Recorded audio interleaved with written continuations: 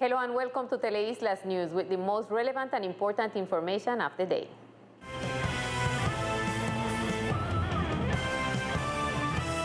Before the arrival of the Sahara dust cloud to the country, the IDEAM delivered a report on the areas of incidence of this natural phenomenon throughout Colombia.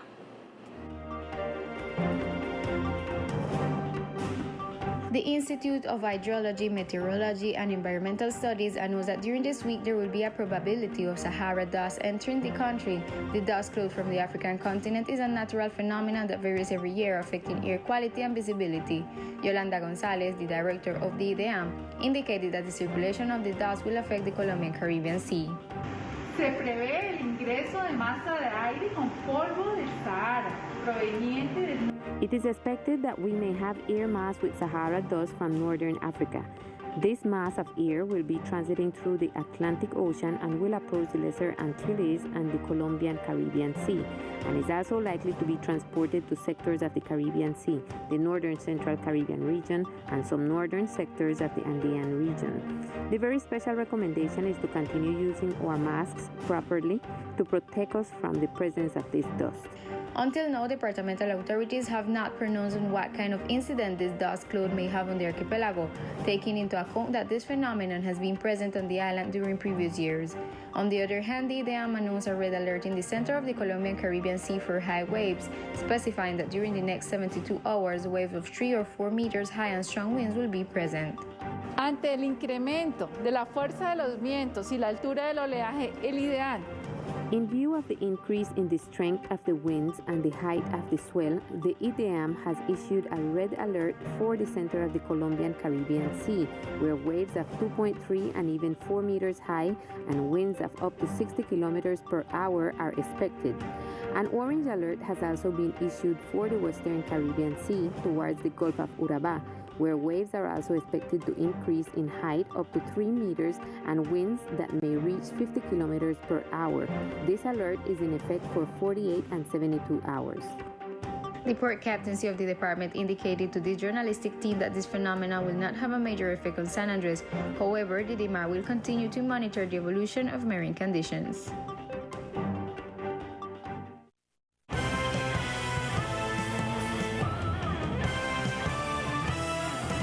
Previously, the board of directors of the Bolivariano School made a public complaint where they claimed that they are being dispossessed of their administrative headquarters, for which they filed an action of protection or guardianship against a gratuitous bailment established by the departmental government. ESAP responds as follows. Through an action of protection, the board of directors of the Bolivariano Institute filed a lawsuit against being moved to a new building.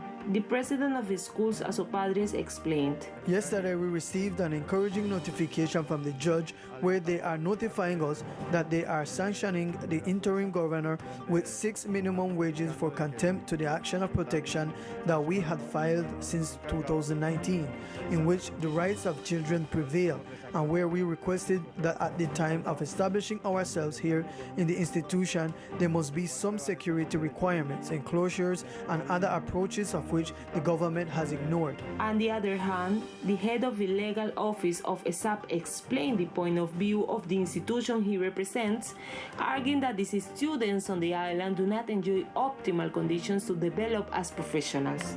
Really, our objective is not to make anyone feel mistreated.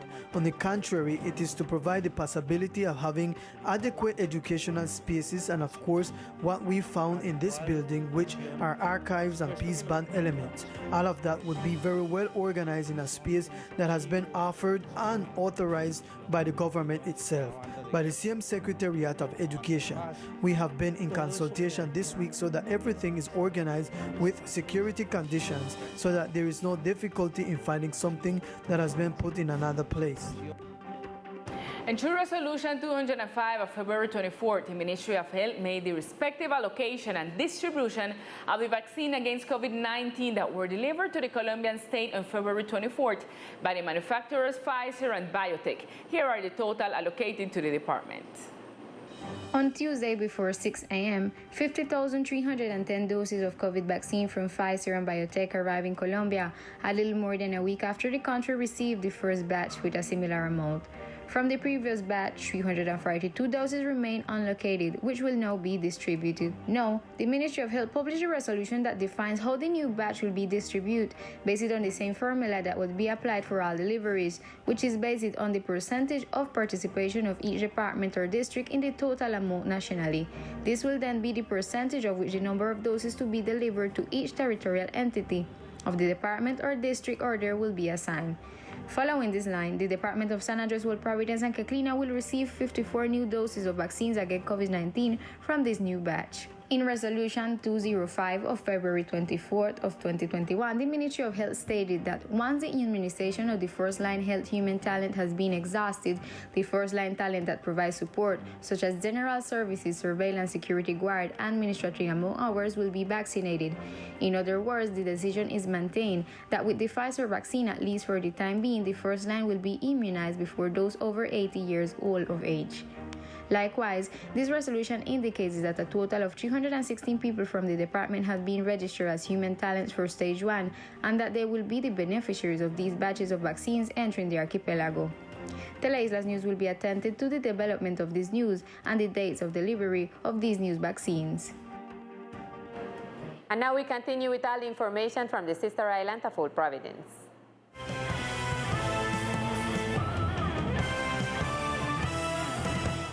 Today, part of the humanitarian aid was transported from Cartagena to Old Providence by the French vessel that visited the archipelago in recent days. Today, 6 containers arrived in Old Providence with humanitarian aid and construction materials that in recent days were transported from Cartagena by the French ship to Mondovila, specialized in disaster relief, which was put at the service of the National Navy by the French government. Este material fue transportado gracias a la cooperación internacional. This material was transported thanks to the international cooperation of the French government in having assigned a French Navy ship to support us in the transport of this material. Today, fortunately, this material is already on the island of Old Providence. Regarding the destination of this aid, the Rear Admiral said the following.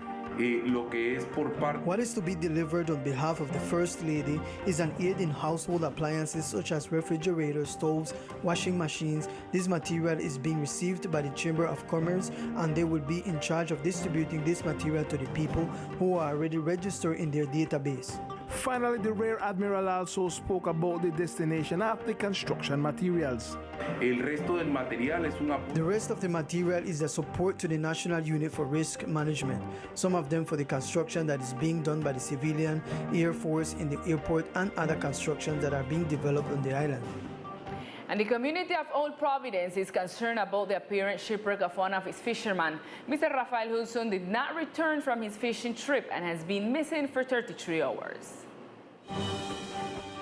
Concerned are family members and the community of Old Providence and Catlina in general for the disappearance of fisherman Rafael Hudson, also known as Quintal or Quinientos. The 72-year-old fisherman set sail yesterday in search for his daily sustenance from Batham House Bay between 10:30 and 11 o'clock a.m.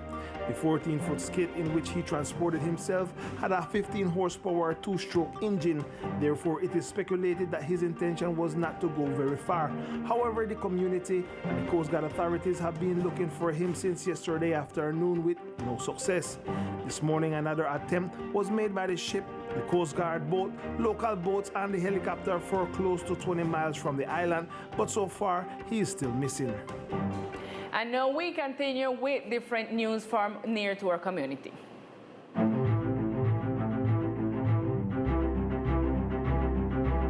The arrival of the vaccines against COVID-19 to the department came the hope of gradually returning to normality. This is the desire of the first security guard of the departmental hospital, who was part of the first 42 people immunized in the archipelago.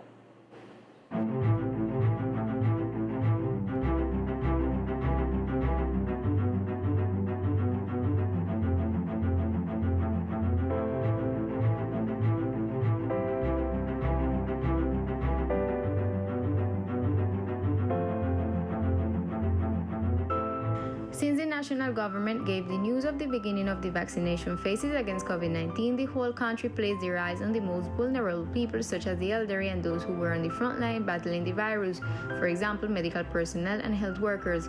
However, a very important guild that also battles daily to prevent infection felt the need to raise their voice to enter the priority groups.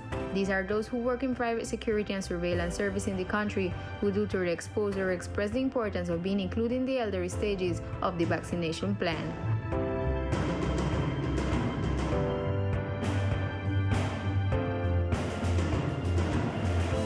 During the first arrival of the 42 vaccines to the department and during the first vaccination day, there were good news for those who, with hope, saw how one by one the battle against COVID were being won. A watchman in the emergency area of the departmental hospital managed to get a place among those first applications. Arnulfo Arias Aldana, who has been in this area for more than 10 years, can now return home with more peace of mind to be reunited with his children because he feels extra protection in the midst of this pandemic. Right now, I am happy for life because we know that this pandemic is going around the world and we have to take care of ourselves against the virus. I really feel like I am in good condition to continue working. I have half an hour of work left and I'm waiting to see what happens.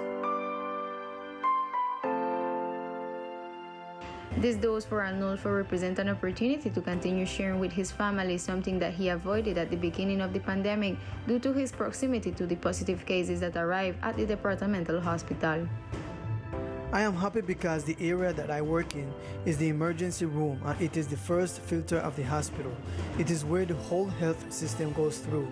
I am thrilled. I'm very happy because my family knows that I'm already vaccinated, so I am excited and happy for life.